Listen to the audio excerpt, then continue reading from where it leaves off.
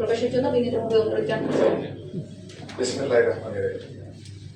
Challenge ছিল, অনেক বড় চ্যালেঞ্জ ছিল, সেটা সুন্দরভাবে এই সুনামগঞ্জ জেলা নির্বাচনটা পরিচালনা করেছেন আপনাদের টিম সহ সবাই, যারা সুন্দরভাবে পরিচালনা করে শেষ করেছেন।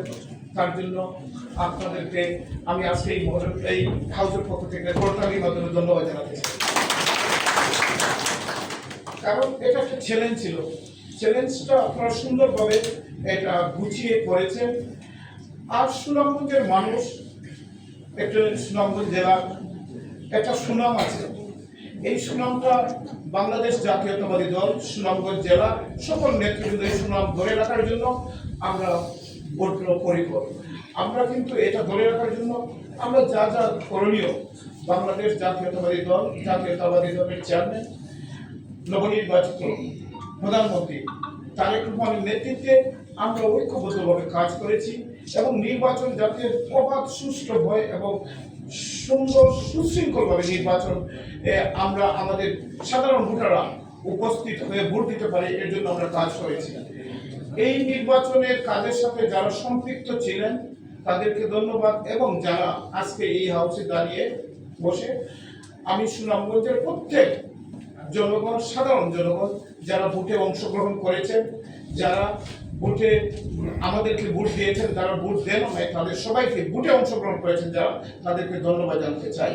আজকের এই হাউস থেকে আমাদের অনেক নির্বাচনের সময় আমরা কিন্তু অনেক কমিটমেন্ট করেছি, অনেক প্রতিশ্রুতি দিয়েছি জনগণকে, যেটা এলাকা উন্নয়নের জন্য, আমরা যার যার এলাকা উন্নয়নের জন্য এই প্রতিশ্রুতি, এই কাজগুলো করতে আমাদের প্রশাসনের অনেক সহযোগিতা প্রয়োজন।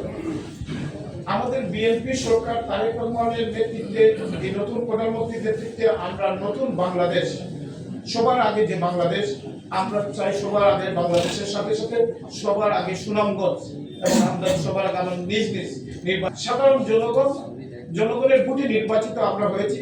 তাদের এই আশা পূরণের জন্য, এই যে তাদের চাহিদা পূরণের জন্য আপনাদেরও সহযোগিতা আমাদের খুবই প্রয়োজন। এই সহযোগিতা আশা করি আমরা পাবো, এই প্রত্যাশা রেখে আজকে আবারও আপনাদেরকে ধন্যবাদ জানিয়ে এখান থেকে বিদায় নিলাম।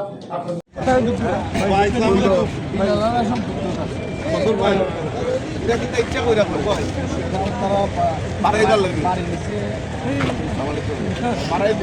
সদস্য সুনামগঞ্জ 5 আসন এই মুহূর্তে যে আমাদের এই সভার সমাজের সভাপতি ডক্টর মোহাম্মদ ইলিয়াস মিয়া সাকি স্যারের সভাপতি বক্তব্য প্রদানের জন্য বিনীতভাবে অনুরোধ জানাচ্ছি।